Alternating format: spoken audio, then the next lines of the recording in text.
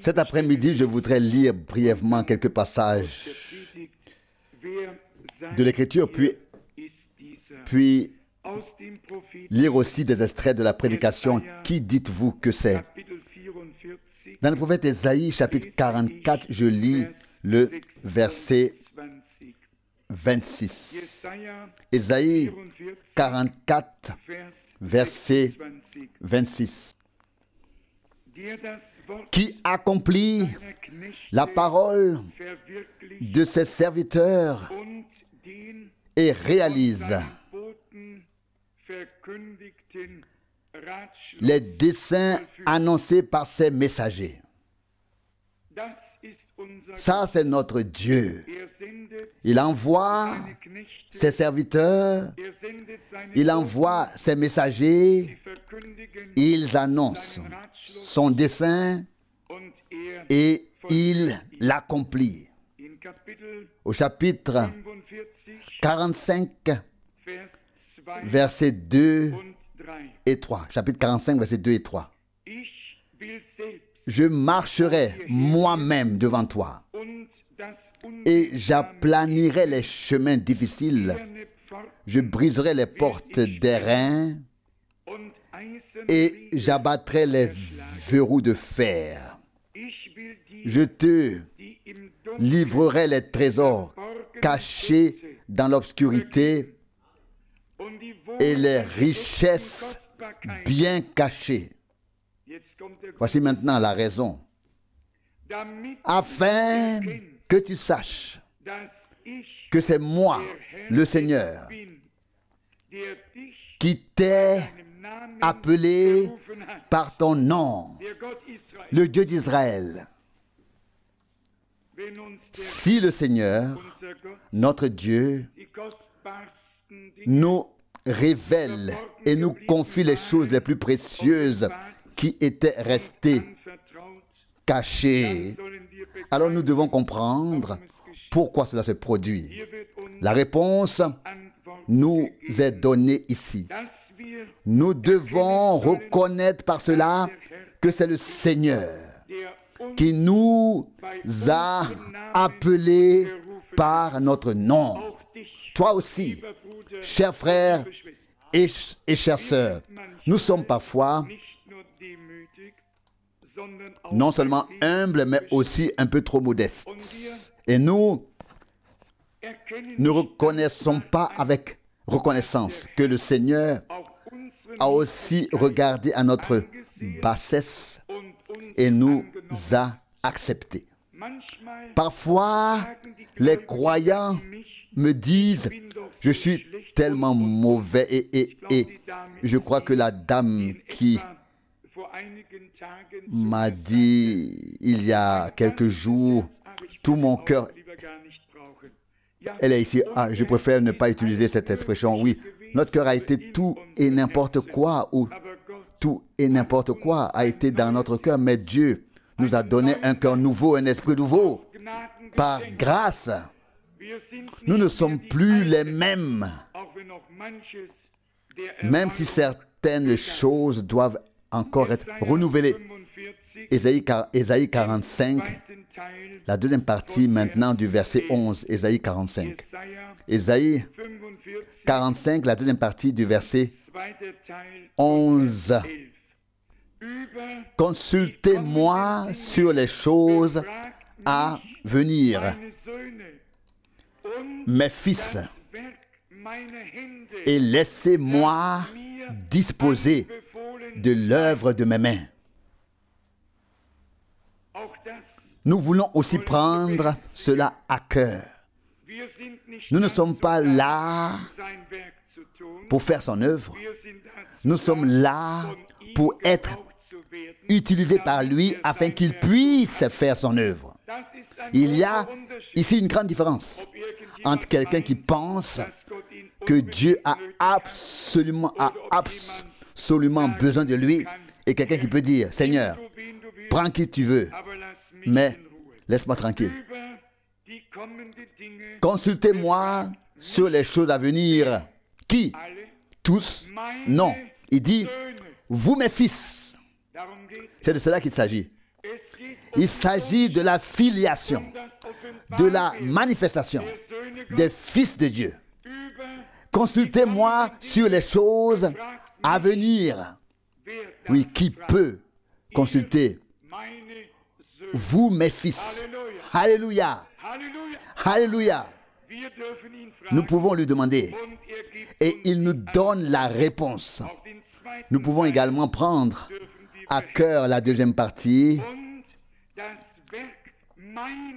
Et laissez-moi disposer de l'œuvre de mes mains. Pas votre œuvre, mais l'œuvre de mes mains. Laissez-moi en disposer. Comme il est beau de savoir que son œuvre est entre ses mains. C'est lui qui en dispose. Tout lui appartient. Et ce qu'il a décidé, il le réalise. Ésaïe 46, verset 10.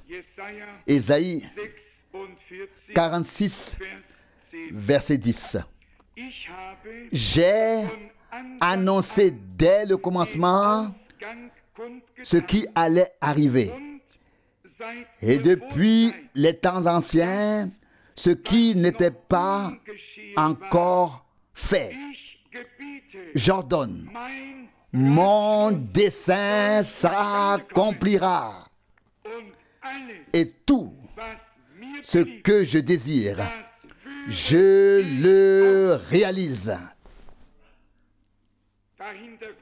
Derrière cela, on pourrait dire, ainsi parle le Seigneur. Amen. Amen. On peut dire avec assurance, c'est ainsi que le Seigneur a parlé. Et il s'y tient. Il le fera. Il a annoncé dès le commencement la fin. Et depuis les temps anciens, il a annoncé ce qui n'était pas encore fait. Mais il dit, je donne cet ordre. C'est une parole puissante que Dieu prononce. Dans Hébreux 1, il est écrit, il soutient l'univers par la puissance de sa parole. Hébreux 1, verset 3. Sa parole est la parole de la toute-puissance divine. Beaucoup parlent du diable puissant. Cela leur plaît beaucoup. Je n'ai ni envie ni joie à le faire. Je me sens mieux dans mon cœur lorsque je peux parler du Dieu Tout-Puissant. Je me sens encore mieux lorsque je peux parler du diable vaincu. Le Seigneur a-t-il écrasé la tête du serpent, ancien, oui ou non, en tant que semence de la femme? A-t-il triomphé à Golgotha, oui ou non? Les promesses de Dieu sont-elles oui et non? Sont-elles oui et non? Ou sont-elles oui et amen? Que sont-elles? Oui et amen. À notre époque, c'est une époque d'incertitude. On a inventé un mot étrange, du moins dans notre pays. Oui et non. Oui et non. L'avez-vous déjà entendu dans le langage populaire, oui et non? Cela ne me convient pas du tout. La parole de Dieu n'est pas oui et non, ni tantôt oui, tantôt non. La parole de Dieu n'est pas oui et non, quelque chose entre les deux. Nous serions alors entre deux chaises, non. La parole de Dieu est éternellement oui et amen. Et nous nous souvenons de l'accomplissement des promesses dans la vie de Jésus, notre Seigneur. Nous l'avons souligné ici, de sa naissance à sa montée au ciel, tout était l'accomplissement des prophéties bibliques. Tout. Sa naissance, sa vie, son ministère, son œuvre, ses souffrances, sa mort, son enterrement, sa résurrection, sa montée au ciel, tout a été dit à l'avance et s'est accompli en conséquence. Mais maintenant, les choses qui nous concernent ont également été dites écrites à l'avance et s'accomplissent à travers nous. Nous sommes donc également devenus une partie intégrante de la parole de Dieu. Nous n'entendons pas seulement la parole, nous faisons partie intégrante de la parole. Ne soyez pas surpris que le psaume 82, puis dans Jean 10, disent « Le Seigneur a appelé Dieu ceux à qui la parole a été adressée. » Pourquoi? Psaume 42, verset 6. « Parce que la substance divine est entrée en eux. » Comment sommes-nous devenus fils et filles de Dieu? Parce que nous avons changé de foi, d'une communauté religieuse à une autre, d'une assemblée à une autre. Cela ne sert à rien. C'est parce que la substance divine est réellement entrée dans notre vie, à savoir la parole, en tant que semence divine. Et l'Esprit est venu sur cette parole et l'a rendue vivante. Et ainsi nous sommes également nés de nouveau. Verset 10. Donc, verset 10. J'ai annoncé dès le commencement. J'ai fait connaître à l'avance la fin. Dieu a une vue d'ensemble complète. Il a conçu un plan avant même la fondation du monde. Il a annoncé ce plan à ses serviteurs et à ses prophètes, ici et là.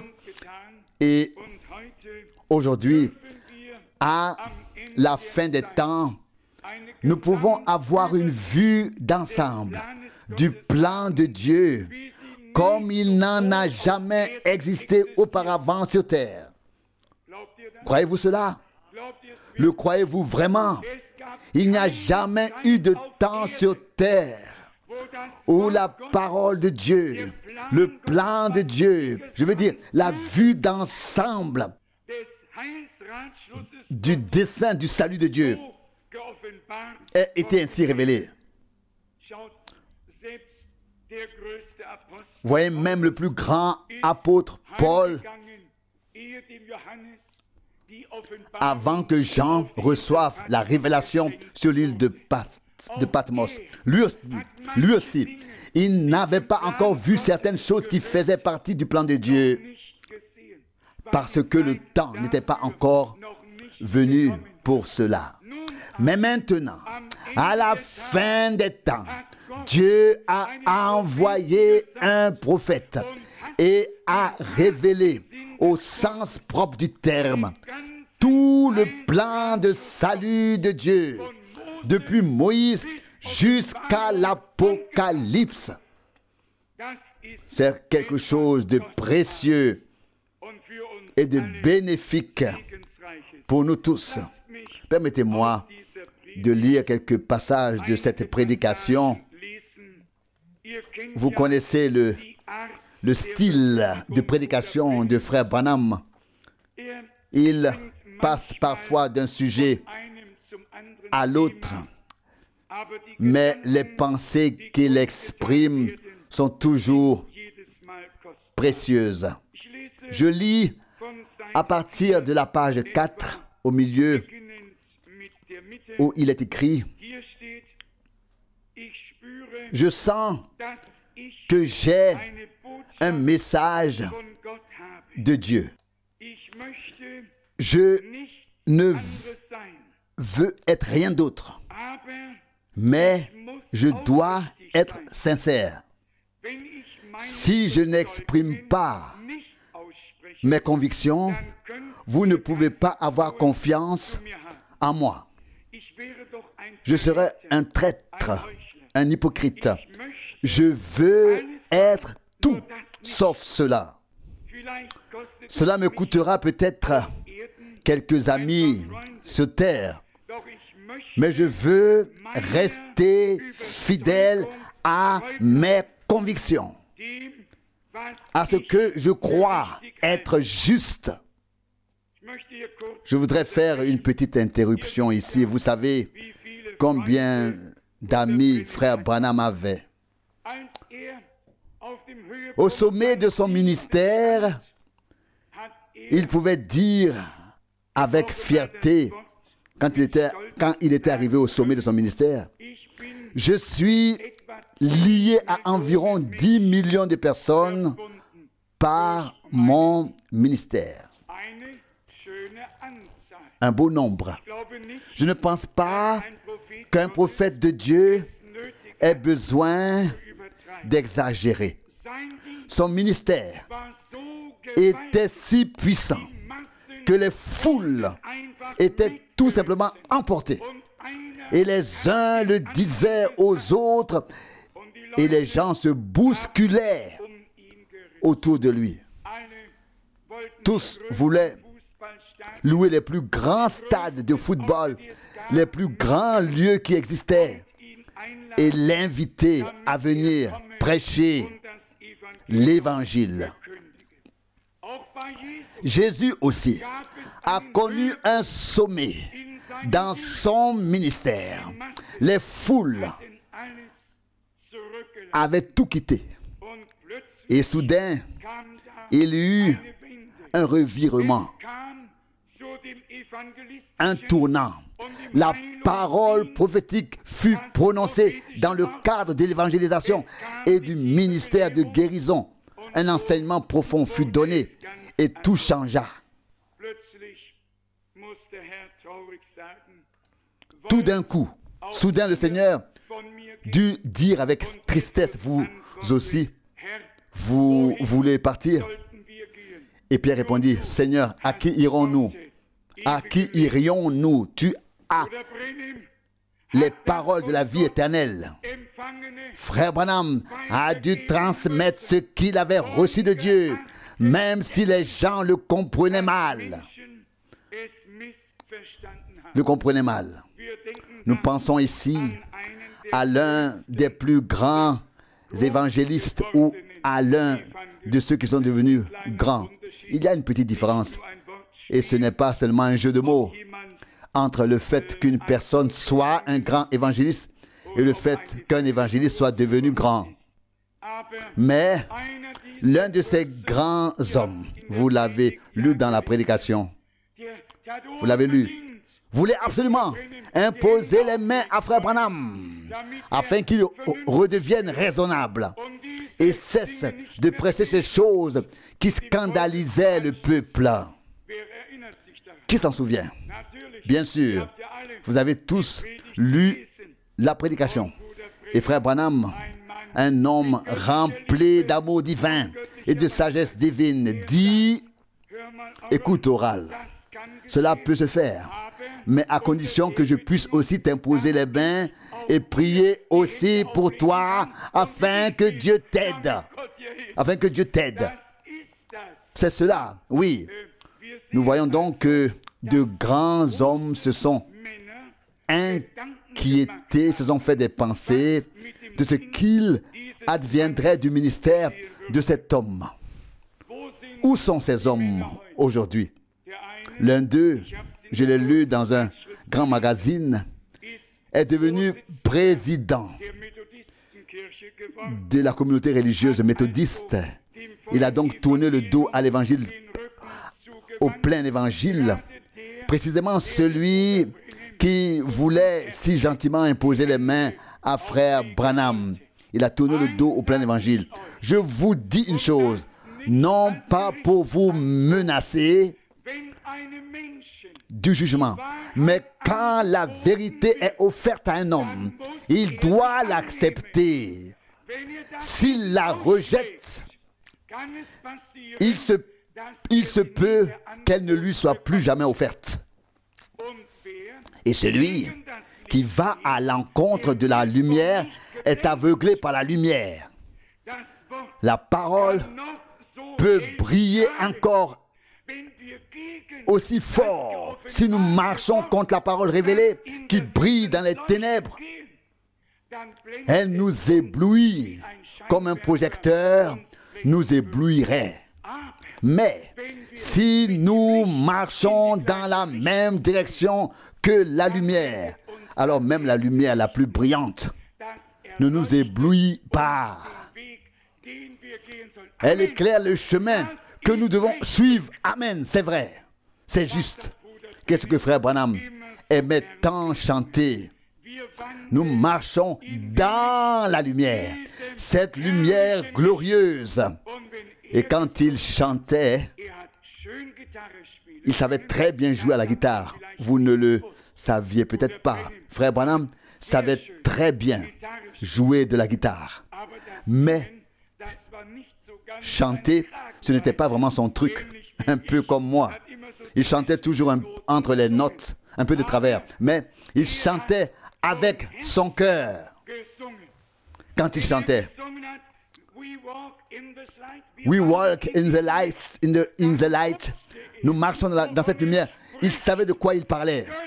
La lumière divine, la parole divine révélée par le Saint-Esprit. Cela me rappelle quelque chose que j'ai dit récemment à Zurich, en comparant cela au fait qu'il faut savoir dans quelle direction on a à aller. Je crois qu'au début de cette réunion, j'ai souligné que nous devions faire attention à ne pas être tiraillés par l'ennemi et à ne pas nous laisser priver de la bénédiction. Mais un frère a effectivement demandé à un autre, « As-tu jamais vraiment rencontré le diable ?» Et il répondit, « Non, moi pas encore. » Et puis il a dit, « Oui, maintenant je comprends alors. Ça veut dire que tu vas dans la même direction que lui. » Et cela peut nous arriver. Si nous allons dans la même direction que lui, il n'y aura jamais de conflit. Mais lorsque le Christ entre dans notre vie, un combat spirituel commence. Nous marchons alors dans la direction du Seigneur. Et celle-ci sera toujours opposée à ce que veut le diable. Je continue ma lecture à la page 4, un peu en dessous du milieu. Citation. Mais voyez, chaque signe véritable de Dieu est accompagné d'un message, d'une voix qui suit. Vous savez, comme Dieu a donné les 2 signes à Moïse, mais ensuite, il y a eu un mandat divin pour faire sortir le peuple d'Israël. Ce mandat existait déjà auparavant et a ensuite été accompli, exécuté. Ce ne sont pas seulement des miracles et des signes qui accompagnent un appel divin, mais aussi le but de Dieu. Et quel est-il? Juste quelques miracles ici et quelques signes là. Est-ce là l'objectif de Dieu? Non. L'objectif de Dieu, c'est l'exode et la libération de son peuple. La sortie et la libération de son peuple. C'était ainsi avec Moïse. Pas seulement de grands signes et des miracles, mais l'appel. Laisse partir mon peuple. Exode 5, verset 1. Et Pharaon dit, je n'y pense même pas. Et alors la main du Seigneur s'appesantit de plus en plus sur lui, et soudain, le peuple d'Israël partit. Le peuple d'Israël partit. Je continue ma lecture. Dernier paragraphe. Un signe produit le même effet. Moïse avait les signes dont nous avons parlé l'autre soir. Les signes avaient une voix et cette voix parlait. Lorsque Jésus est parti et a guéri les malades, il était un homme respecté. Mais le temps est venu où il est apparu sur terre en tant que prophète. Nous avons déjà souligné cela également. Le malentendu à propos de notre Seigneur résidait en fait dans son ministère prophétique, car il savait tout. Il pouvait dire aux pharisiens ce qu'ils pensaient il pouvait dire aux pharisiens ce qu'ils pensaient dans leur cœur. Il pouvait dire à Nathanaël, avant que Philippe t'appelle, je t'ai vu sous le figuier. Jean 1, 48. Qu'était ce donc? Les incroyants pensaient, oh, qu'est-ce que c'est que ça? Cela leur semblait étrange. Qui est donc cet homme?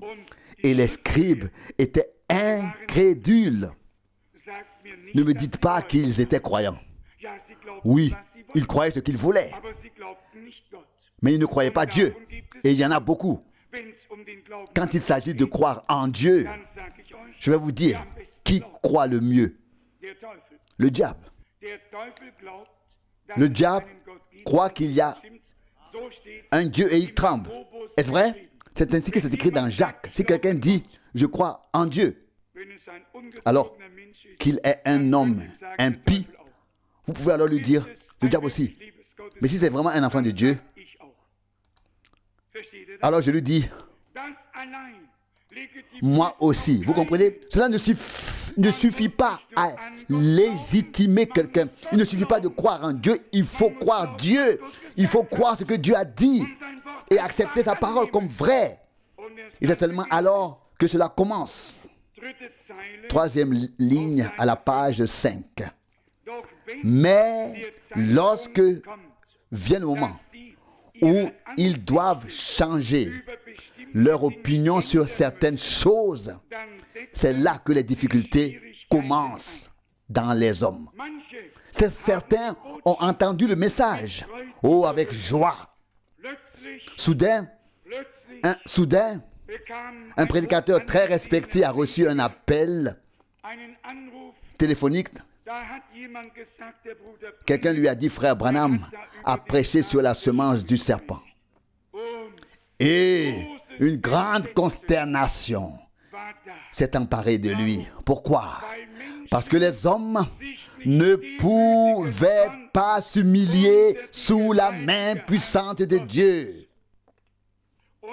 Et ils cherchent dans leur Bible des versets bibliques car ils n'ont pas de révélation. Ils ne comprennent pas les mystères de Dieu. Dieu a tout. Et j'aurais presque dit qu'il n'a pas mis tout ce qui est important à la surface pour que les hommes puissent le piétiner ensuite. Mais il l'a un peu caché, gardé caché. Ce n'est pas à la surface. Mais nous lisons dans le prophète Ésaïe, Ésaïe 45, verset 3, « Je te donnerai les trésors cachés dans les ténèbres et les trésors précieux cachés. » Ce qui ne signifie rien pour les autres est précieux pour nous. Alléluia. Gloire au Dieu vivant. Quand on parle de la divinité, oh, les gens disent, ça m'est égal. Quand on parle du baptême, ils disent, ah, le baptême, c'est le baptême. Et ainsi de suite. Et cela continue ainsi. Pour nous, ce n'est pas la même chose, car nous lisons dans l'Écriture, il y a un seul Seigneur, une seule foi, un seul baptême. Éphésiens 4, verset 5. Les hommes ont plusieurs seigneurs, plusieurs baptêmes et plusieurs fois. Avec Dieu, tout est au singulier. Un seul Seigneur, une seule foi, un seul baptême. Cela doit être le baptême biblique, la foi biblique, le Seigneur des Seigneurs dont il est dit, il n'y a pas d'autre Dieu que moi. Ésaïe 45, verset 5. Je continue ma lecture. Il arrive, oui, c'est entre Noël et le Nouvel An. Il dit ici au milieu de la page 7. J'ai choisi ce texte parce que nous sommes entre Noël et le Nouvel An. À la fin de l'ancienne année et au début d'une nouvelle. Dans quelques jours, beaucoup de gens tourneront une nouvelle page, prendront de nouvelles résolutions, parce qu'une nouvelle année commence. Il en sera de même pour nous. Attendez encore quelques heures et plus l'aube du nouveau se rapproche, plus nos idées, nos souhaits, qu'ils soient spirituels ou terrestres, deviennent concrets. Et nous sentons une impulsion intérieure qui nous pousse à dire, Seigneur, l'année prochaine, je veux mieux te servir. Il n'y a pas un seul enfant de Dieu qui ne porte pas en lui ce désir de se rapprocher du Seigneur, de mieux le servir, d'être à sa disposition, Que le Seigneur accorde au vouloir aussi le faire. À la page 8, dans le dernier paragraphe, il est écrit, le monde est en train de s'effondrer. J'ai donné quelque part un message de Noël intitulé « Le monde s'effondre ». Maintenant, le monde est à nouveau sur le point de s'effondrer. Regardez les tremblements de terre en Californie. Je prédis que Dieu fera sombrer cet endroit avant la venue du Seigneur Jésus. Je crois que Dieu fera sombrer Hollywood, Los Angeles et tous ces autres endroits dépravés. Ils sombreront au fond de la mer. J'ai voulu lire cela intentionnellement car on me demande sans cesse, cela arrivera-t-il avant l'enlèvement ou après l'enlèvement? Et ici, frère Branham dit très clairement, je relis, que Dieu fera sombrer cet endroit avant la venue du Seigneur Jésus. Avant la venue du Seigneur Jésus. Il en sera donc ainsi. À la page 9, je lis un peu au-dessus du milieu. Il y a quelque chose qui doit être proclamé. Nous, le monde se trouve dans une heure critique.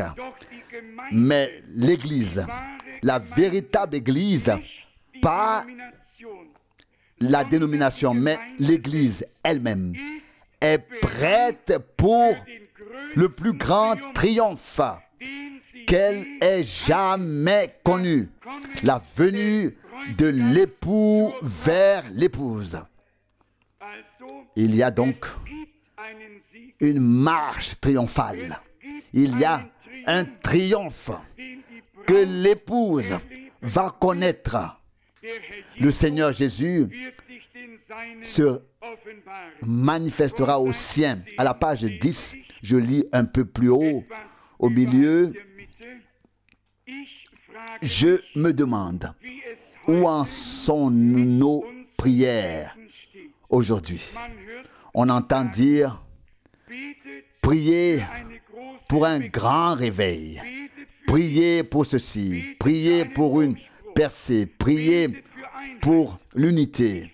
Je me demande si nous accepterions cela, si Dieu nous envoyait un tel programme. Je me demande si nous accepterions ce qu'il nous envoie.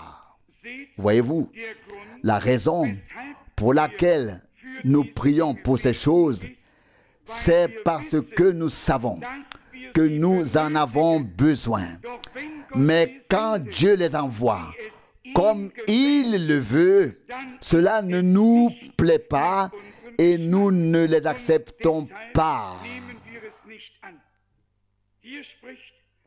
Frère Branham parle ici de manière générale. Et croyez-moi, il y a des gens qui prient sans arrêt.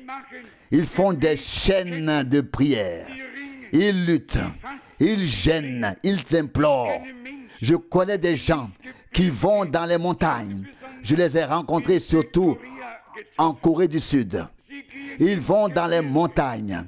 Ils y passent la nuit. Et ils doivent être au moins assez nombreux pour que chacun puisse dormir 1 heure afin que les autres puissent rester éveillés et prier et se relayer. Ils prient, ils implorent, ils supplient.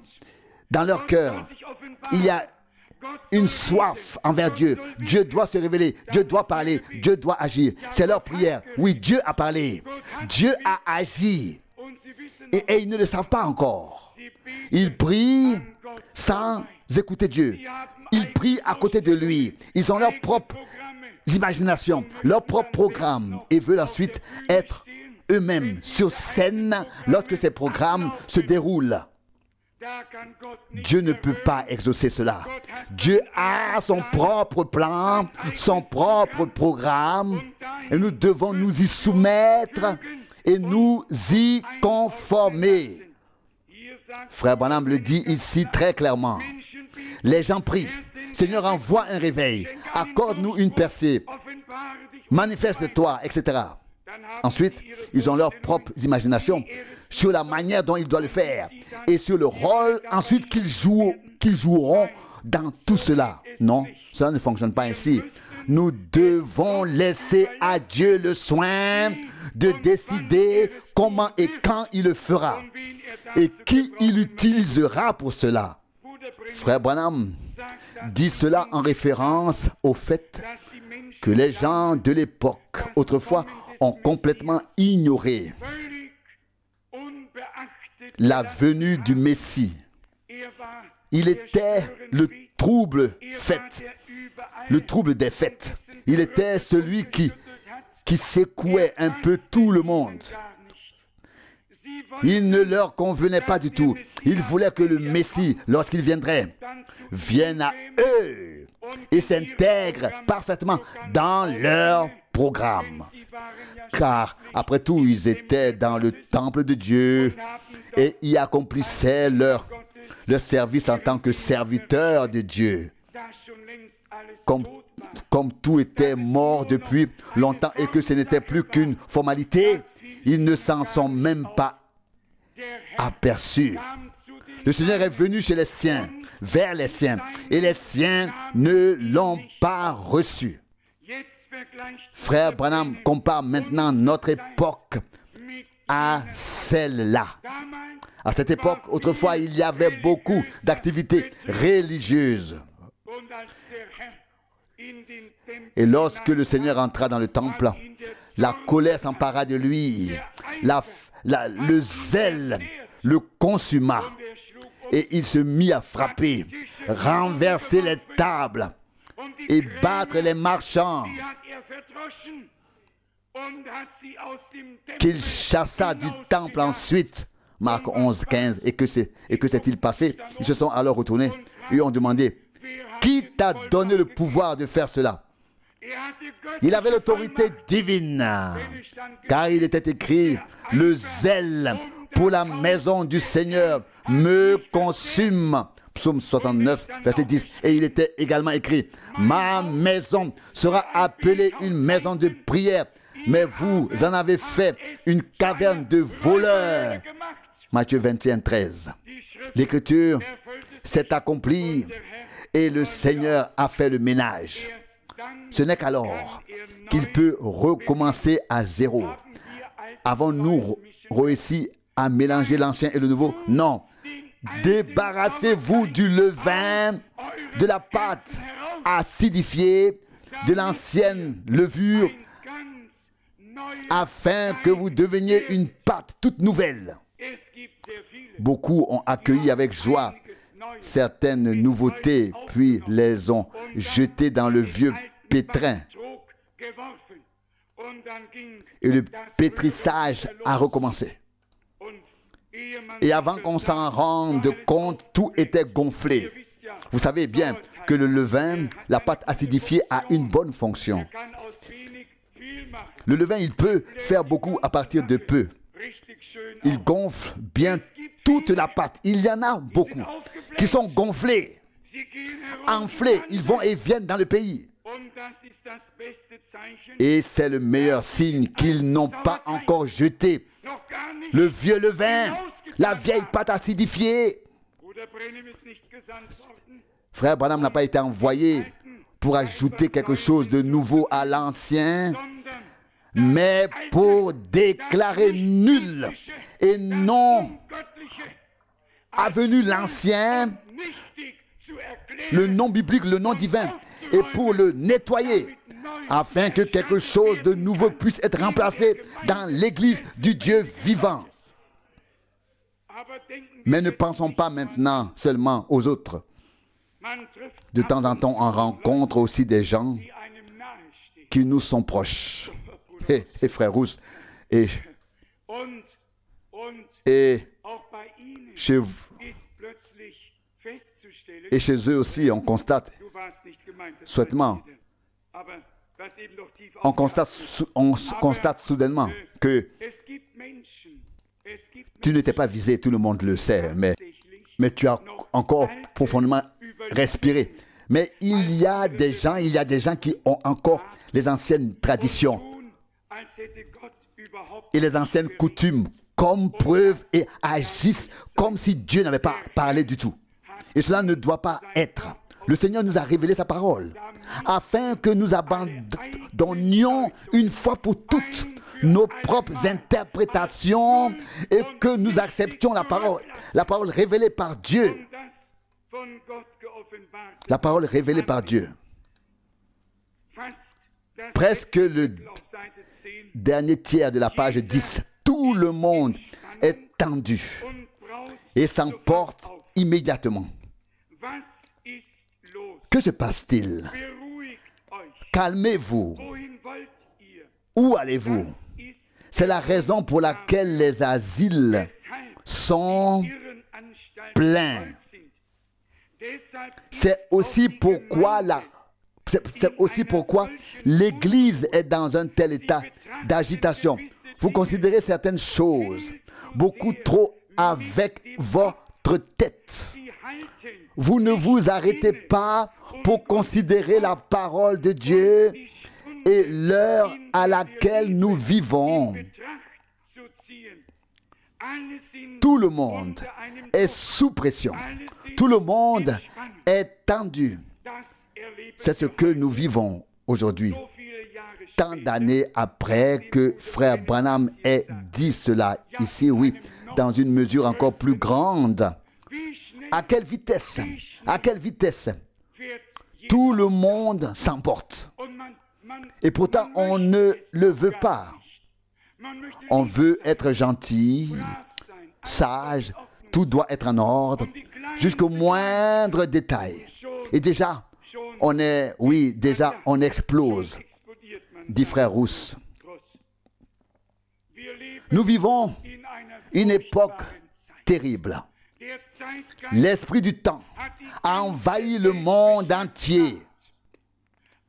Mais l'Esprit de Dieu peut nous libérer de l'esprit du temps, afin que nous ne perdions pas toujours notre équilibre, mais que nous puissions vraiment nous supporter les uns les autres dans l'amour de Dieu.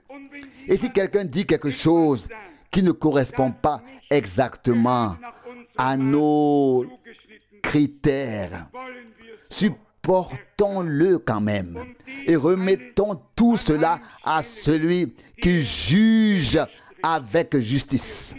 Nous vivons une époque très mauvaise, une époque nerveuse, une époque trompeuse.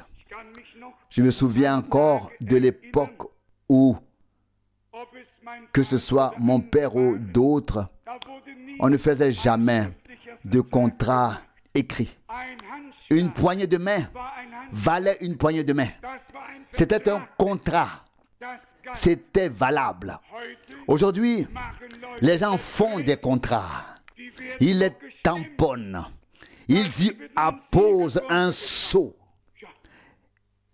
Et avant que vous ayez le temps de vous retourner, cela ne signifie plus rien. Les gens ont dû perdre depuis longtemps le respect d'eux-mêmes. Mais ils sont spirituellement aveugles et ne se rendent pas compte de ce qui se passe. Mais nous, en tant qu'enfants de Dieu, nous en souffrons terriblement.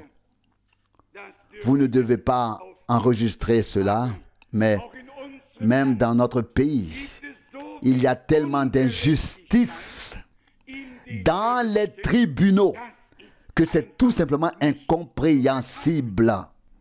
Et puis, il y a quelqu'un qui est assez stupide pour dire, écoutez, maintenant, Monsieur Franck, je vais vous expliquer comment j'ai obtenu gain de cause dans mon affaire. Oui, les personnes qui étaient en cause jouaient ensemble au tennis. Et l'issue du procès était déjà décidée d'avance.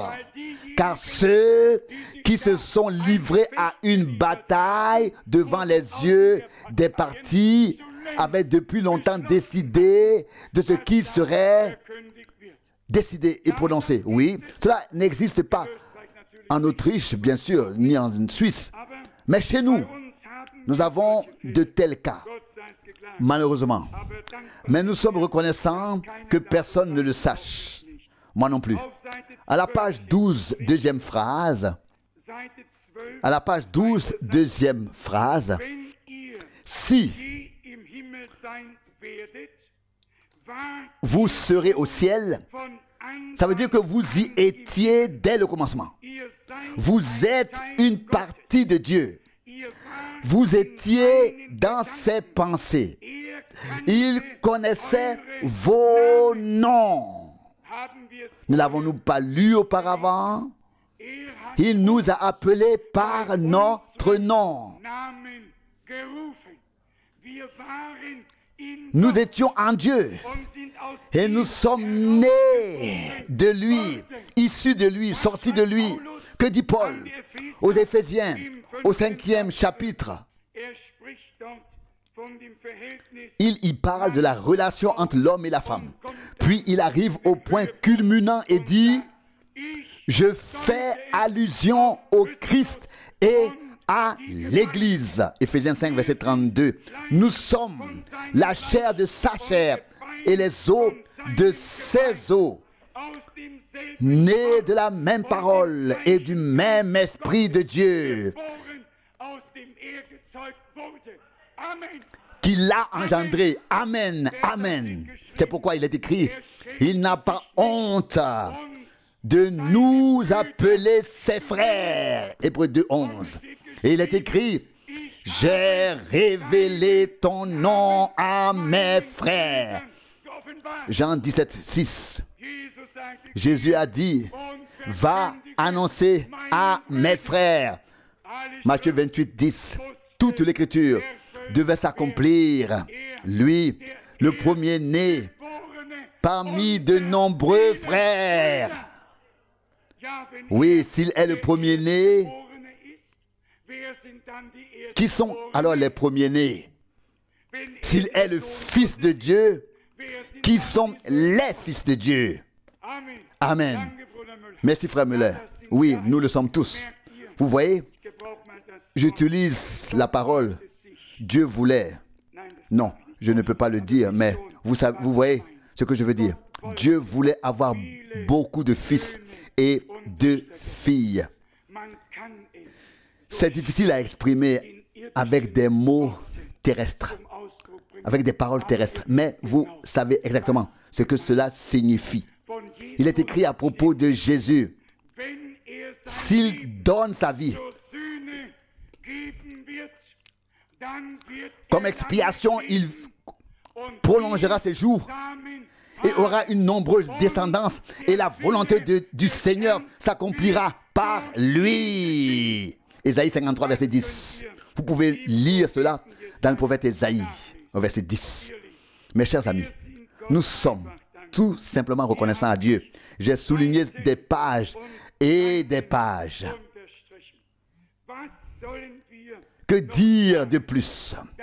Nous devons remercier le Seigneur pour ce qu'il nous a donné, pour la lumière, pour la clarté, pour la révélation, pour tout ce que nous avons reçu par grâce. Que Dieu le Seigneur nous rende reconnaissants, qu'il nous bénisse, qu'il élève sa face sur nous et nous donne sa paix, qu'il se révèle à chacun de nous. Selon la parole de l'Écriture, encore un peu de temps et le monde ne me verra plus. Mais vous me verrez. Je vis et vous vivrez aussi. Jean 14, 19, Jésus a dit, je suis venu afin qu'ils aient la vie et qu'ils l'aient en abondance. Jean 10, 10. Le Seigneur veut que notre coupe déborde. Il veut que notre coupe déborde. Si ceux qui n'ont pas reçu autant que nous ont eu une coupe débordante, qu'en sera-t-il de nous alors? À la fin de tout cet enseignement et de toute cette proclamation, ne devons-nous pas adresser au Seigneur la prière qui nous a été laissée dans les Écritures? Apprends-nous à prier, Seigneur. Luc 11, verset 1. Apprends-nous à prier, à adorer, à remercier, à rendre grâce et à glorifier ton nom de la manière qui convient. Il le fera. Loué soit son Saint-Nom. Amen. Amen. Nous nous levons pour adorer. Nous chantons le refrain. C'est pourquoi je t'adore, mon Dieu, je t'adore. C'est pourquoi je t'adore, mon Dieu, je t'adore. Du plus profond de mon cœur, autant que je le peux, je t'adore, Jésus. Mes bien-aimés, avant de passer à l'action de grâce, je voudrais conclure en vous demandant combien d'entre vous ont redécouvert la grandeur de la parole de Dieu dans différents contextes ces derniers jours. Dans différents contextes ces derniers jours. Amen, amen, amen. Combien d'entre vous ont redécouvert la valeur inestimable de la parole de Dieu? Combien d'entre vous sentent que le Seigneur nous aime profondément? Alléluia! Combien d'entre vous ont déjà senti que nous nous aimons plus profondément les uns les autres? Amen, amen. L'amour ne doit pas appartenir à la tribu des prêneurs. Vous savez, il y a beaucoup de tribus dans l'Ancien Testament. Mais la tribu des prêneurs n'est mentionnée nulle part. Pourtant, c'est la plus répandue. Tout le monde semble appartenir à la tribu des prêneurs. Tout le monde attend tout des autres. Dieu veut que chacun ait quelque chose à donner à chacun.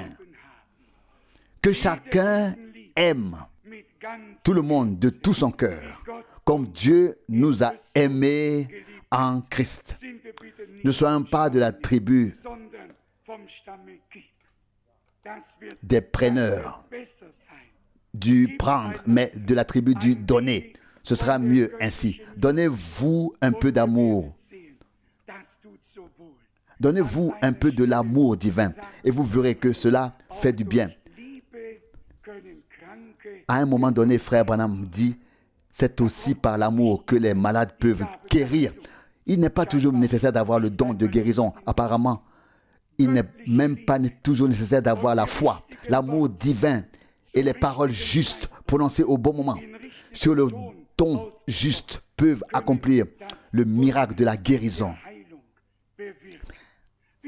Combien d'entre vous ont le désir d'être vraiment à la disposition du Seigneur afin qu'il puisse aller de l'avant avec nous? Je dois vous dire très honnêtement que ces réunions qui n'étaient en elles-mêmes qu'un fragment sont devenues si précieuses pour moi que je dois simplement dire qu'elles nous ont rapprochés de la perfection. Alléluia! Alléluia! Tout fragment, tout ce qui est en partie, qui vient de Dieu, nous rapproche de la perfection.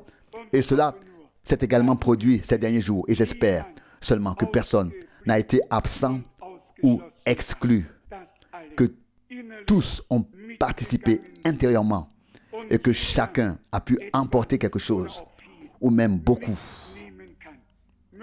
Que la parole qui a été distribuée, qui a été proclamée ces derniers jours, porte ses fruits. Frère Muller, qui est venu très brièvement dans mon bureau et m'a dit, frère Frank, tu seras récompensé un jour. Et, ou quelque chose comme ça, tu l'as dit. Vous connaissez mon attitude à ce sujet. Je renonce à toute récompense. Je sais combien cela est sincère et chaleureux. Je te souhaite la même chose à toi et à nous tous. Savez-vous ce que je souhaite comme récompense, vous tous? Je ne veux pas d'autre récompense, mais je veux vous revoir tous là-bas. Dieu ne peut me donner de plus grande récompense que la foule rachetée par le sang dans cette génération, de cette génération. Et elle sortira et sera sans tache et sans ride. Et alors, nous serons tous heureux et de nous revoir auprès de Dieu dans la gloire. Vous direz peut-être, frère Frank, c'était tellement pitoyable là-bas. Et parfois, il manquait la dynamique. Mais par la grâce de Dieu, nous sommes tous ici maintenant. La dynamique viendra. Il faut d'abord que le mécanisme soit remis en état pour que l'huile ne coule pas partout. Oui. Oui. Et quand le mécanisme sera réparé, l'huile entrera. Et alors l'histoire s'enflammera.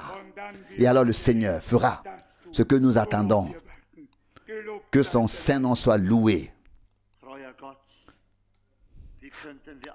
Frère Rousse prie. Dieu fidèle, comment pourrions-nous ne pas t'adorer et élever notre voix vers toi qui nous a appelés, qui nous parle et qui nous veut du bien à tout égard, ô Seigneur. Nous avons tant attendu cela et nous sommes surpris par ta parole, Seigneur. Tu nous as beaucoup donné, Seigneur. Nous ne savons pas, Seigneur, comment tout cela nous est arrivé. Et tout cela, ô Seigneur, tu l'as donné par grâce, Seigneur. Nous te rendons grâce et nous comprenons, Seigneur. Et nous savons que tu continueras à nous accompagner quand ton heure sera venue.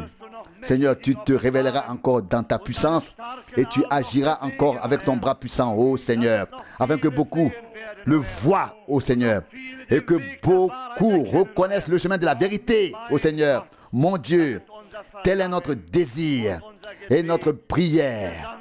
Nous te remercions du fond du cœur pour toutes les paroles précieuses que nous avons pu entendre à nouveau, Seigneur. Mon Dieu, toutes les promesses que tu as faites par ton serviteur et ton prophète qui sont encore en suspens doivent s'accomplir, ô Seigneur. Ô Seigneur, nous voyons que tout est sur le fil du rasoir, ô Seigneur, et que tout s'accomplit. Ô Seigneur, gloire, honneur, louange et adoration à ton glorieux nom de Jésus. Amen.